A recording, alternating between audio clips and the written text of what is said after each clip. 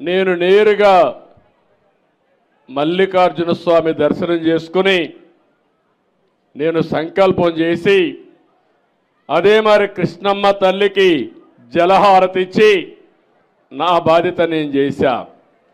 కానీ ఈ సంవత్సరం చూస్తూ ఉంటే ఇంకొక 2-3 రోజుల్లో శ్రీశైలం ఫుల్ అయిపోయింది. ఇప్పటికే నాగార్ సాగర్ ఫుల్ అవుతుంది, పులిచింతల ఫుల్ అవుతుంది. రాయలసీమలో సముద్రం లేకపోయే నీళ్ళని రాయలసీమకు పంపిస్తే అన్ని రిజర్వాయర్లు పూర్తయితే రాబోయే 5 సంవత్సరాలు కూడా కరువు అనే మాట లేకుండా ప్రణాళికలు తయారు చేసే బాధ్యత మాదని మీ అందరికీ హామీ ఇస్తున్నా. నీరనేది చాలా ముఖ్యం. నీరున్నప్పుడు నీటి విలువ తెలియదు. మీరు ఆ విషయం గుర్తుపెట్టుకోవాల్సిన అవసరం ఉంది. ఈ నీటి సమస్య శాశ్వతంగా పరిష్కారం చేసుకోగలిగితే ఒక పక్క మీరు చూస్తున్నారు సాగునీరు వల్ల బ్రహ్మాండంగా పంటలు పండించే అవకాశం వస్తుంది, ఆహార ధాన్యాల కొరత తీరే పరిస్థితి వస్తుంది. ప్రతి ఎకరాకు నీళ్లు ఇవ్వగలిగితే మీరు పండ్ల తోటలు వేస్తే ఇండస్ట్రీ తీసుకొస్తే ఇప్పటికే ఇన్ఫ్రాస్ట్రక్చర్ చూస్తున్నారు.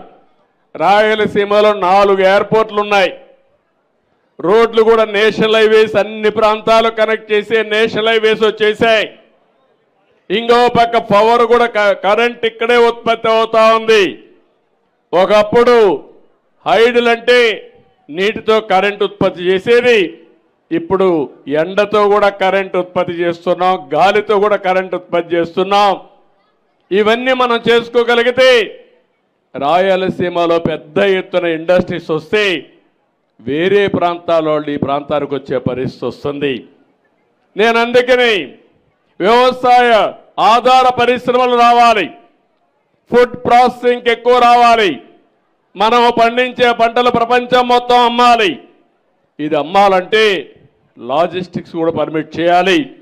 అలాంటివన్నీ చేయడానికి ముందుకు పోతాం. ఎందుకంటే నీళ్లున్నాయి, ఇన్ఫ్రాస్ట్రక్చర్ ఉంది, బ్రహ్మాండంగా పనిచేసే రాయలసీమలో ఉండే ప్రజానీకం ఉన్నారు. మిమ్మల్ని ఉపయోగించుకుంటే ఇవన్నీ సాధ్యం అని చెప్పి కూడా నేను మీకు తెలియజేస్తున్నా. అందుకనే ఈరోజు ఒకటే చెప్తున్నా, నేను ఇక్కడికి వచ్చింది మీలో ఒక బాధ్యత చెప్పడానికి వచ్చాను. ఆ బాధ్యత కూడా నీరు సంపద. నీళ్లుంటే సంపద సృష్టిస్తాం, నీళ్లు లేకపోతే ఎడారిగా ఉంటుంది. నీళ్లు లేకపోతే ఒక 4 రోజులు మీరు బ్రతకగలుగుతారా అని అడుగుతాను. నీళ్లు తాగలేకపోతే కనీసం 24 గంటలు నీళ్లు తాగలేకపోతే తిండి లేకపోయినా ఉంటాం. కానీ ముందు మంచి గాలి కావాలి, ఆ తర్వాత నీరు కావాలి, తర్వాత ఆహారం కావాలి. అప్పుడే మన జీవితాలు ముందుకు పోయే పరిస్థితి వస్తుంది. అందుకే ఈ ప్రాముఖ్యత మీ అందరికీ చెప్పడానికి. నీరు సంపద సృష్టిస్తుంది, సంపద ప్రభుత్వాలకు ఆదాయం వస్తుంది, తద్వారా పేదరిక నిర్మూలన జరుగుతుంది.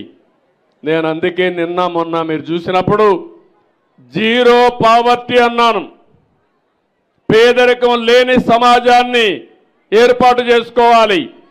ఒక పక్క సంక్షేమ కార్యక్రమాలు ఇవ్వాలి, ఇంకో పక్క అభివృద్ధి చేయాలి, మా తమ్ముళ్లకు ఉద్యోగాలు ఇవ్వాలి. ఆ ఉద్యోగాలు కూడా మామూలుగా ఉద్యోగాలు కాకుండా నైపుణ్యాన్ని కూడా నేర్పించాలని స్కిల్ డెవలప్మెంట్ కోసం స్కిల్ సెన్సెస్ పెట్టానని చెప్పి నేను మీకు తెలియజేస్తున్నా.